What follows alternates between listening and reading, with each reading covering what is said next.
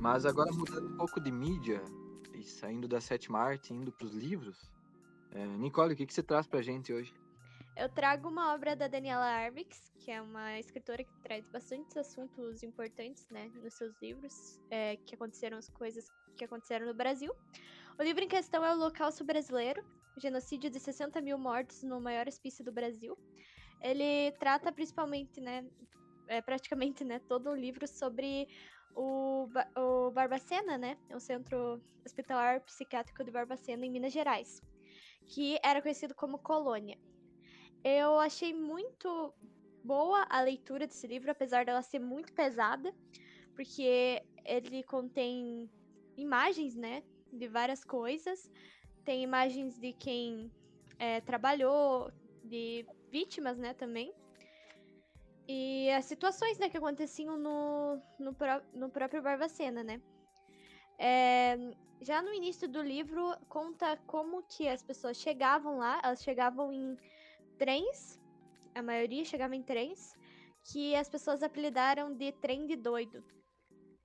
Que chegavam constantemente, era semelhante ao nazismo, né? Como os judeus chegavam nos campos de concentração. Por isso o nome também, né? O Holocausto Brasileiro. Eu acho muito interessante e eu já ia perguntar também, né, a questão de ser um holocausto, a gente já faz associação ao que o nazismo fez na Alemanha em Auschwitz, né, com os trens e os judeus chegando nos campos de concentração, né? A maior parte dos procedimentos que aconteciam em Barbacena e em vários outros hospitais psiquiátricos eram nesse nível, o nível nazismo que acontecia lá, nível holocausto mesmo.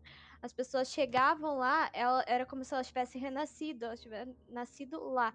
Elas tinham a identidade toda delas antes disso apagada, elas tinham outro nome lá, os empregados lá davam outro nome pros internos. E, ou seja, a pessoa perdia toda a individualidade dela a partir do momento que ela chegava lá. Ela não tinha mais o nome dela, as roupas dela eram retiradas dela, as pessoas perdiam totalmente a humanidade delas quando chegavam lá, porque era um espaço pequeno, não necessariamente pequeno, mas era um espaço que deveria ocupar, por exemplo, 200 pessoas, 1000 pessoas ocupavam aquele lugar, sabe? As camas foram retiradas, as camas que tinham antes foram retiradas, eram colocado feno e as pessoas dormiam em todas empilhadas.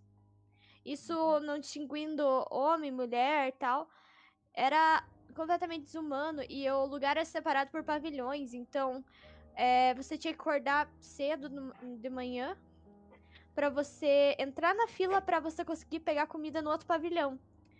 E isso num frio de Minas Gerais no inverno, sem roupa. E você tem que acordar mais cedo que o normal, porque digamos que o café fosse às 7 horas da manhã, você tinha que acordar umas 5h30 para entrar na fila e com sorte você conseguir alimento antes que acabasse. E além de tudo, né, que o sofrimento de tomar eletrochoque, né, e todos os outros procedimentos. E também tem... Nossa, foi uma barbaridade num total, assim, porque as pessoas já sofriam assim. E depois delas morrerem, os corpos delas, de algumas pessoas, foram vendidos para universidades também. Além do fato que tinha o cemitério só para o hospício. E chegou um momento que não tinha mais como enterrar lá. Eles enterravam as pessoas como se elas fossem nada. E quando não dava mais pra enterrar no cemitério, porque tava super lotação, não tinha mais, o chão não permitia mais, a terra não permitia mais, eles começavam a dissolver os corpos em ácido ou tacar fogo no corpo. E surgiu a possibilidade de vender esses corpos. Então eles estavam se fazendo, como pode dizer? Comercializando? Eles estavam comercializando essas pessoas sem nenhum consentimento da família delas. Era surreal. Tem um relato de um professor de universidade que ele chegou lá e descobriu. Ele chegou na faculdade, estranhou que não tinha aluno, nada. Hum. E ele ficou muito confuso, né? Daí ele começou a sentir um cheiro forte. Daí ele ficou confuso e foi entrar, né, pra ver o que aconteceu, né? Daí ele chegando lá, ele tomou um susto, porque ele viu no pátio lá da universidade inúmeros corpos jogados assim, estatelados no chão. E a maioria, assim, com as mulheres, foi erguido as roupas, né? E tava tudo, tipo, mostrando, assim, sabe? Aham. E os homens também. Isso porque pra você conservar o corpo é aplicado uma substância na virilha Ah, pra você preservar o corpo. Então eles já deixavam assim. Mas ele Meu Deus. disse que ele teve um espanto quando chegou e viu essa cena e ele ficou chocado, assim. E era uma faculdade, a faculdade de, na época era a faculdade de odontologia e farmácia, se eu não me engano. Uhum. Então ele achou até estranho ter cadáver porque é uma área mais específica, tipo, seria mais comum ver essa cena talvez numa faculdade de medicina, sabe? Nossa, Uhum. ô Nicole, desculpa te interromper, mas eu fico imaginando o tanto de pessoas que devem ter morrido pra ter esse tanto, não só, tipo, em áreas de outras áreas da saúde, mas justamente nessas áreas como odonto e que não precisa de tantas pessoas, mas o tanto de gente que devia ter e que devia ter falecido e pra ter sido levada assim pra esses lugares e eles não terem mais onde colocar. Daí o nome Holocausto Brasileiro, né? uhum. Foram muitas. Deixa eu achar que eu marquei aqui. Mas, basicamente, essa faculdade comprou esses corpos.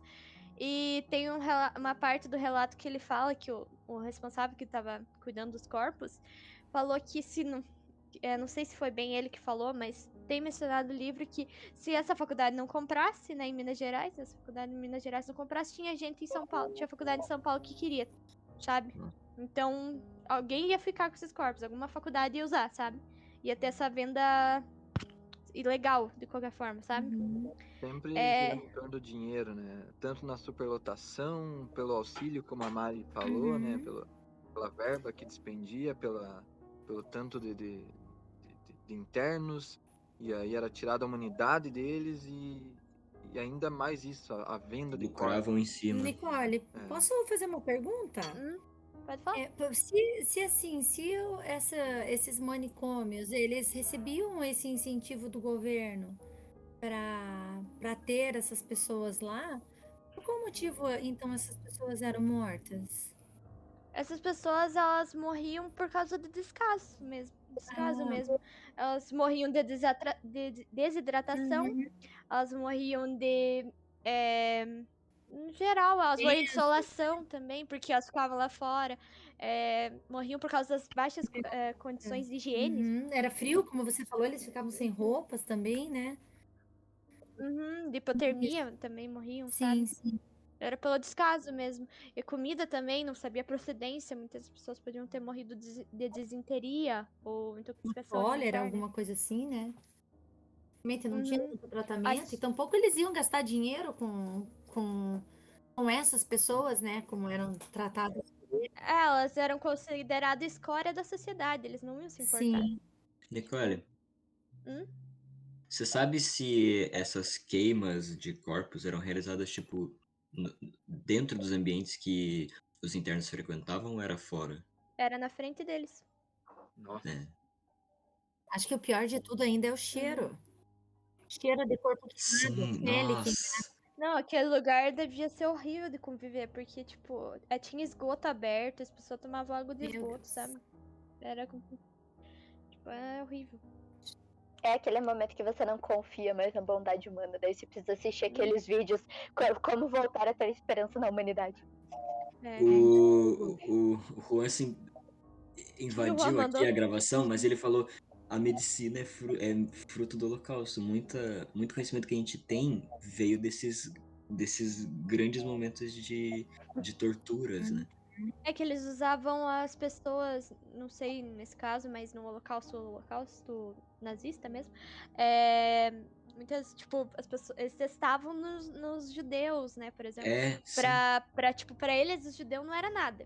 Então, eles testavam, tipo, o que aconteceu por ácido no cérebro de alguém? Não, pra eles o judeu era uma coisa assim, era um monstro abominável.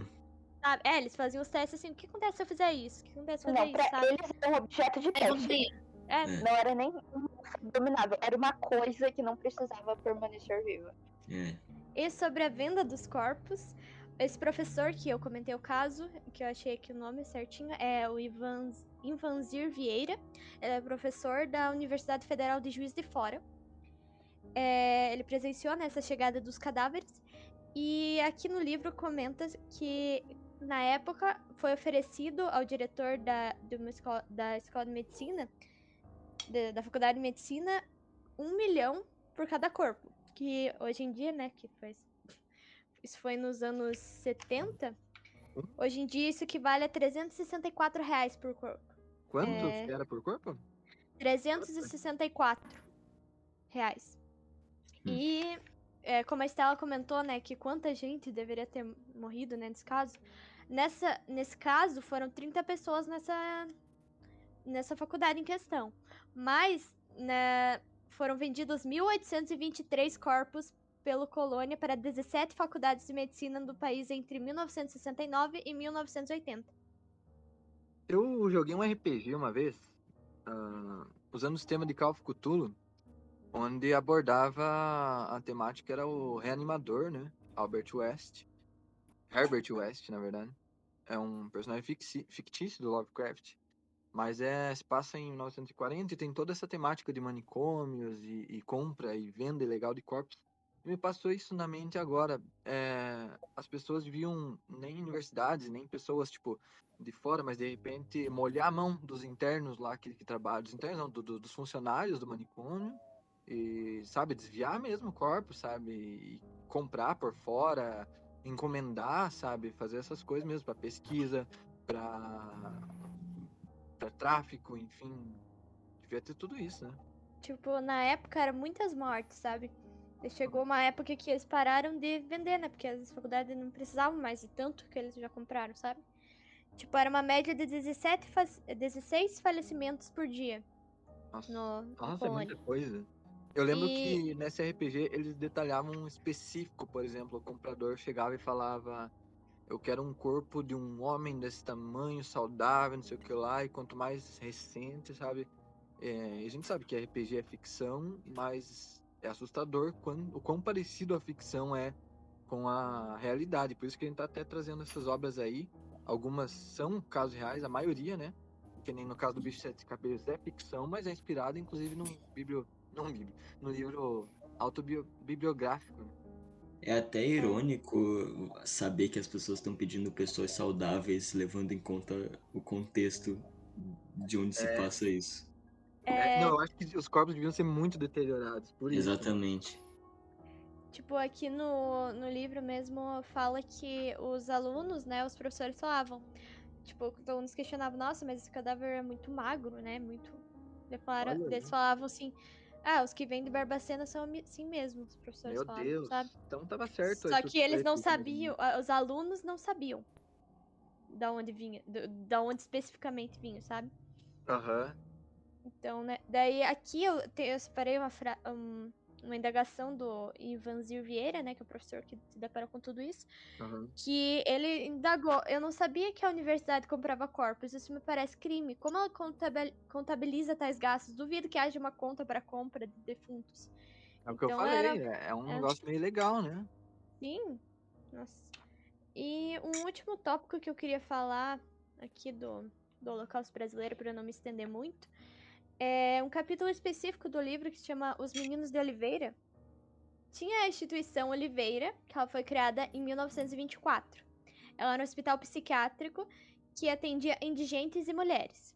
Só que com o passar dos anos, ele começou a receber crianças com qualquer tipo de deficiência física ou mental. A maioria era as crianças rejeitadas pela família. E o que acontece? Lá não era uma situação boa também. Aconteceu muitas situações, no caso aqui do livro comenta da Elzinha, que ela tinha 9 anos quando ela estava lá e acabou numa noite ela foi expulsa do quarto dela para ela ir buscar comida e não deixaram ela entrar até que ela voltasse com comida. Daí no meio da noite ela passou pelo matagal para tentar esse lugar era comandado por freira, então ela tava rezando pra uma das freiras ver e mandar ela de volta pro quarto. Mas daí não viram e ela pensou, então eu vou ter que ir lá, né? E ela foi e acabou sendo abusada por um homem que tava alcoolizado. E é horrível de ler. Tudo nesse livro é horrível de ler, mas né, isso pega mais, pra mim pelo menos. E aqui eu separei uma parte que fala: a violência ocorrida contra a menina e mais tarde com outros tantos internados em Oliveira não foi responsável pela interdição do hospital de lá, mas sim uma telha que caiu sobre a cabeça do diretor do hospital. Meu Deus, é Caramba. chocante. Mas é porque uma coisa dava lucro pra eles e a outra não, né? Verdade. E Com com certeza uma isso, coisa muito pesada, só pra comentar. e com isso, quando fechou esse hospital, que foi em 1976, 33 crianças foram enviadas para colônia, ou seja, um lugar misturado com criança, adulto, qualquer um, sabe? Mas tinha uma aula específica para criança, mas tanto faz, sabe? Ela tinha berço lá, só que não ficava, tipo, nesse berço ficavam crianças que não conseguiam ter mobilidade, sabe? E elas nunca saíam para tomar sol, porque elas ficavam deitadas lá e não conseguiam sair, sabe? E aqui no livro mostra uma foto da Elzinha, que ela foi Elza Maria do Carmo, né? Ela se chamava ela de Elzinha. Ela tem a última vez, hoje em dia não fala a idade dela, mas na foto ela tá escrita na legenda da foto, uma foto recente, sobrevivente do Colônia. Ela foi estuprada dentro de uma instituição psiquiátrica aos 9 anos. E na foto é curioso que ela tá com uma boneca, porque ela não teve quando era criança e ela tem. Ela teve a infância dela roubada, né? E tipo, é muito triste, no geral, tudo que aconteceu. E essas crianças, no caso, tem um caso da Maria Auxiliadora Souza de Lima, que é a Maria Auxiliadora Souza de Lima, que ela trabalhou no Colônia e ela já teve um baque que ela viu uma dessas crianças que tava caída do lado da cama, né? E ela viu essa criança morta e ela entrou em choque, assim, sabe? Tipo, ele tá morto, sabe? E ela falou, né, com outra pessoa e outra pessoa falou que isso acontece. Como se fosse a coisa mais natural, né? Simplesmente acontece. O problema é ter se tornado natural, entendeu? Com o tempo. E tipo, tem uma parte que essa moça, essa Maria Auxiliadora, ela era conhecida pelas crianças como enfermeirinha. E tem uma parte que pegou bastante quando eu li que um menino, ele tava com medo de ir pra tomar eletrochoque. E ela pediu pra enfermeirinha não deixar, mas ela não podia fazer nada. Ele pediu super aos prantos, sabe? Pra não ir. É horrível. Acho que tudo quando envolve criança é pior do que...